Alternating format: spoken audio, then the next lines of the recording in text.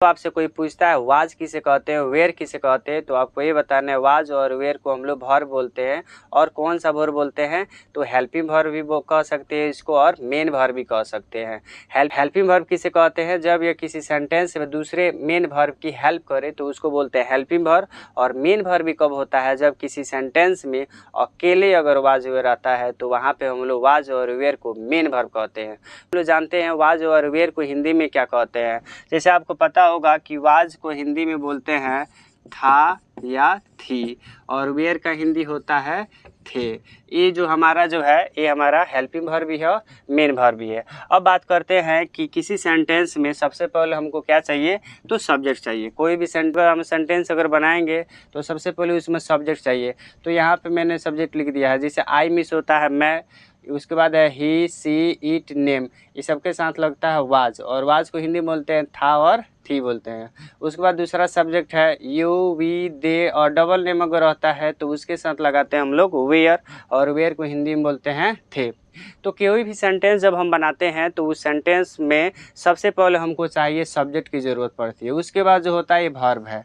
Was where किसे बोलते हैं, तो वाज वेयर को हम लोग वर्ब कहते हैं। और इस वाज वेयर के बाद नाउन का प्रयोग किया जाता है। किसका प्रयोग किया जाता है, नाउन का प्रयोग किया जाता है। तो नाउन किसे कहते हैं, any name is called noun. के बाद हम लोग नाउन का प्रयोग करते हैं। तो यहाँ पे मैंने नाउन वाला एग्जांपल लिख दिया जाए। जैसे मान चले आप एक नेता थे, आप एक नेता थे, तो आपको इंग्लिश से बोलते हैं यू, आपको इंग्लिश से बोलते हैं यू। और वी के और यू के साथ लगता है वेयर, यू के साथ क्या लगता है, वेयर। देखिए मैंने यहाँ पे लिख दिया, वी के साथ लगता है वेयर लगता है, तो यू वेयर। और उसके बाद है ए का अंग्रेजी होता है ए, और नेता का इंग्लिश होता है लीडर, लीडर। तो ये होगा यू वेयर अ लीडर। ठीक है, तो यहाँ पे नेता हमारा जो है नाउन है। अब बात करते हैं कि वाज वेयर के बाद जो होता है हमारा प्रोनाउन आता है। क्या आता है, प्रोनाउन आता है। वाज वेयर के बाद हम लोग प्रोनाउन का प्रयोग करते हैं। तो यहाँ पे मैंने प्रोनाउन वाला एग्जाम्पल लिख दिया है। अब प्रोनाउन किसे कहते हैं, तो जो नाउन के बदले में जो वर्ड यूज़ किया जाता है उसको हम लोग बोलते हैं प्रोनाउन।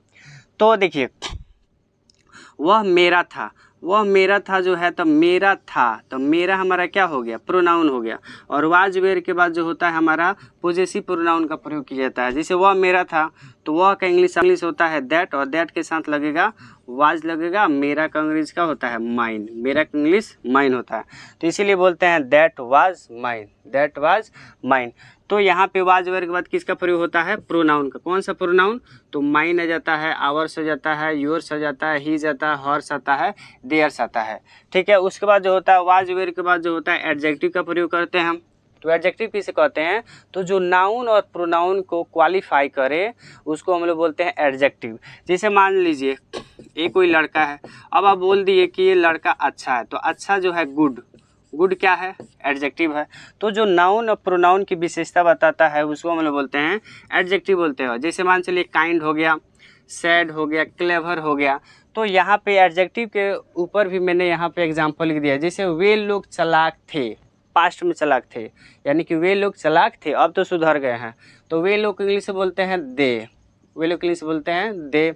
और दे के साथ लगता है वेयर, दे के साथ लगता है वेयर। तो यहाँ पे हम लोग लिख देंगे दे वेयर।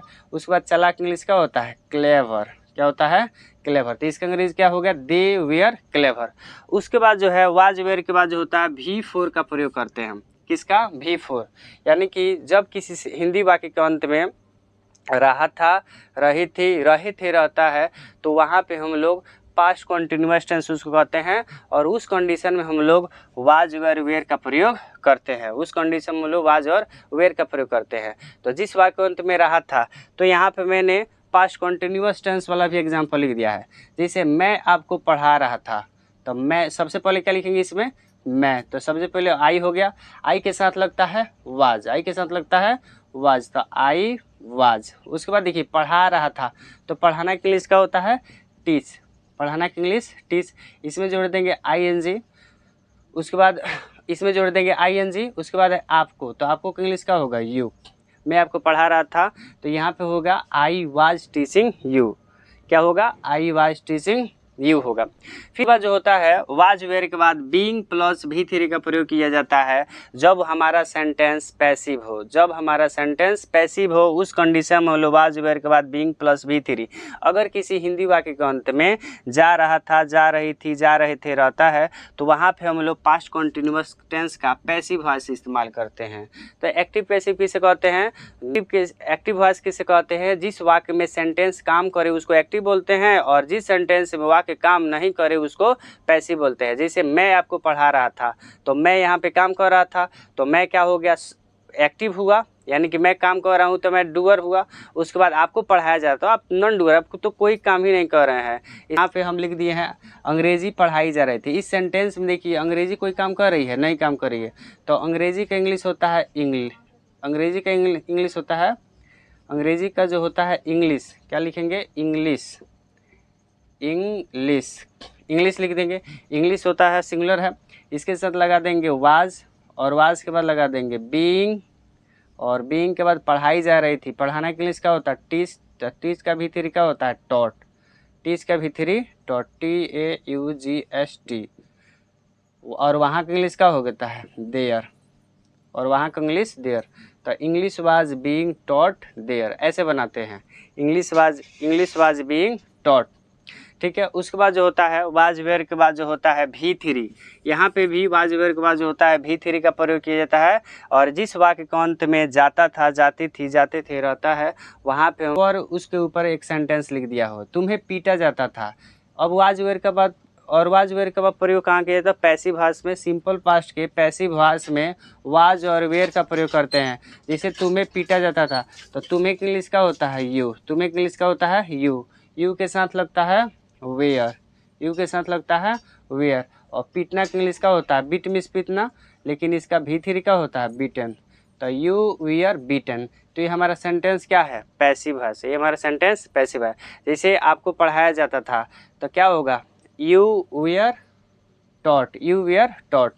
उसको जो है वाज वेयर के बाद जो होता है 2 + V1, यानी कि जिस वाक्य के अंत में वाला था, वाली थी, वाले थे रहता है तो उस कंडीशन में हम लोग वाज वेयर +2 + V1 लिखते हैं। तो यहाँ पे मैंने इसके ऊपर भी एग्जाम्पल लिख दिया है। जैसे वह खाने वाला था, वह खाने, पास्ट में कोई काम होने ही वाला था तो वह इंग्लिश का होगा ही। वह इंग्लिश ही के साथ किसका प्रयोग होता है? वाज का। तो यहाँ पे लिख देंगे वाज। He was to. खाना का इंग्लिश का होता है इट। वह खाने वाला था तो ही वाज इट। उसके बाद जो है वाज वेयर के बाद जो होता है अबाउट टू। अगर किसी से हिंदी वाक्य के अंत में ही वाला था, ही वाली थी, ही वाले थे अगर आता है तो उसका अंग्रेजी जो होता है subject plus was were plus about to से बनाते हैं। तो हम लोग खेलने ही वाले थे, यहाँ पे मैंने एग्जाम्पल लिख दिया है। तो हम लोग इंग्लिश होता है वी के साथ लगता है वेयर और वेयर के बाद लगाएंगे अबाउट टू और खेलना का इंग्लिश का होता है प्ले। तो you were about to play, जैसे हम लोग खेलने ही वाले थे तो वहाँ पे हम लोग इस्तेमाल करते हैं। अब देखिए वाज वेयर के बाद जो होता है ये V1, V2, V5 का हम लोग प्रयोग नहीं करते हैं। जैसे मान चलो कोई आपसे सेंटेंस पूछता है मैं जाता था, तो यहाँ पे क्या होगा? आई वाज, जाना के लिए से यहाँ पे गो लिख देंगे और यहाँ पे देखिए आई वाज वेंट लिख देंगे और आई वाज गोज लिख देंगे। अब एक बात बताइए, आई जो है आई सब्जेक्ट हो गया, मैं का इंग्लिश होगा, ठीक है, और आई के साथ लगा वाज और गो, बताओ क्या हो गया? V1 हो गया और गो का V2 क्या हो गया? वेंट हुआ, ये V2 है और गो का V5 क्या होता है? गोज होता है। गो का V5 गोज होता है। तो एक बात बताइए, वाज और वेयर के बाद V1, V2, V5 का प्रयोग करेंगे? नहीं करेंगे। ये हमारा सिंपल पास्ट टेंस का है तो इसको सही कैसे होगा? तो आई वेंट, मैं जाता था, ऐसे हम लोग बनाते हैं। जाना के इंग्लिश का होता है गो और जाता था के इंग्लिश का होता है वेंट, मतलब चला गया। तो इसे वाज और वेयर के बाद इन्हीं शब्दों का प्रयोग किया जाता है और ये जो वर्ड होते हैं इनका प्रयोग किया जाता है। अब देखिए ये तो हुआ हिंदी से इंग्लिश बनाना। अब आपको मैं बता रहा हूँ इंग्लिश टू इंग्लिश कैसे बनाया जाता है।